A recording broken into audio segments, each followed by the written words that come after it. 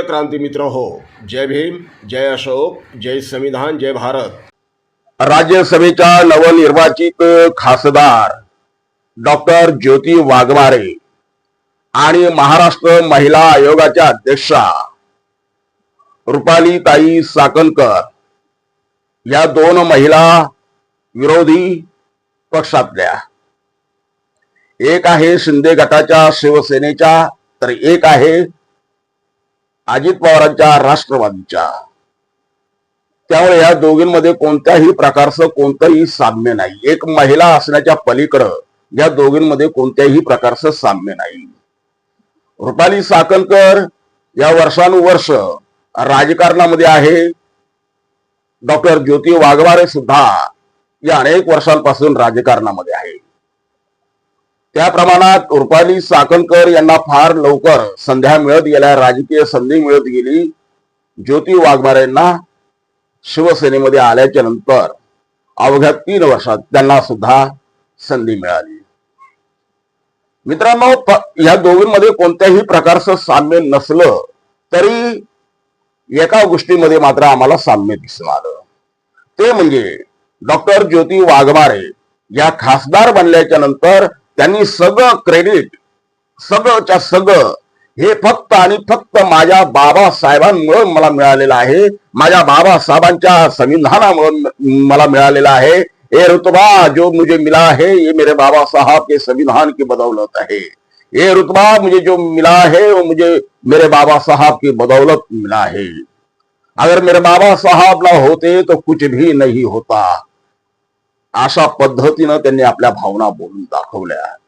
माझ्या बाबासाहेबांच्या प्रेरणामुळे, माझ्या बाबासाहेबांच्या संविधानामुळे, माझ्या सावित्री माईच्या पाठीमुळे आणि माझ्या रमाईच्या त्यागामुळे मला आज संसदेची पायरी चढता आली।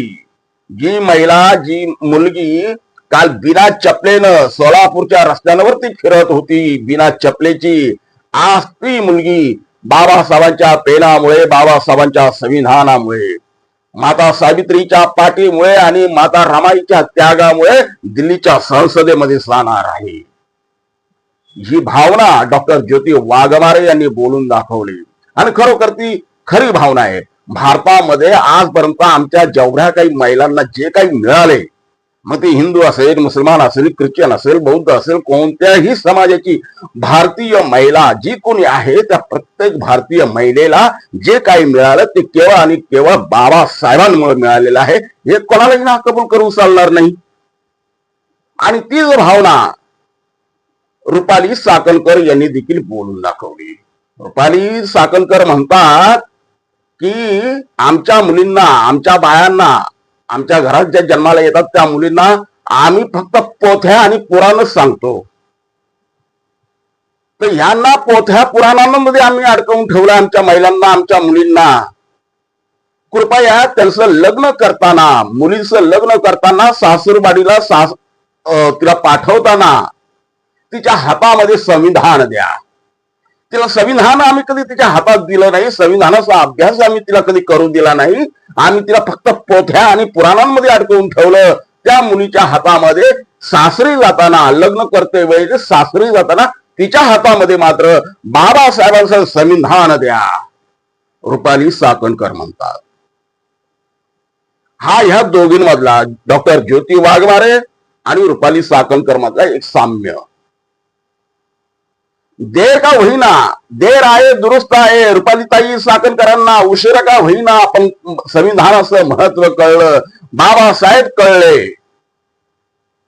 आमची तीच अपेक्षा आहे की या देशातल्या अन्य महिलांना सुद्धा बाबासाहेब जितक्या लवकर कळतील तेवढं त्यांच्या जीवनाचा उद्धार झाल्याशिवाय राहणार नाही, त्यांच्या जीवनाचं सोनं झाल्याशिवाय राहणार नाही। कारण आज आम्ही भारतीय नागरिक, मग तो पुरुष असेल महिला असेल, आज जो आम्ही भारतीय नागरिक जो श्वास घेतो तो श्वास देखील बाबासाहेबांमुळे घेतो। आम्ही जो घास खातो त्या घासावर सुद्धा बाबासाहेबांची सही आहे। जर बाबासाहेब नसते तर आम्हाला मोकळा श्वास घेता आला नसता, आम्हाला घास खाता आला नसता।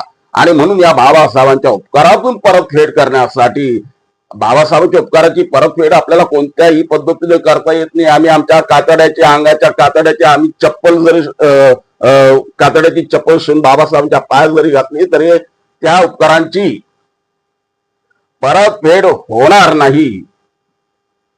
इतके महान उपकार बाबासाहेबांनी या देशावरती करून ठेवले.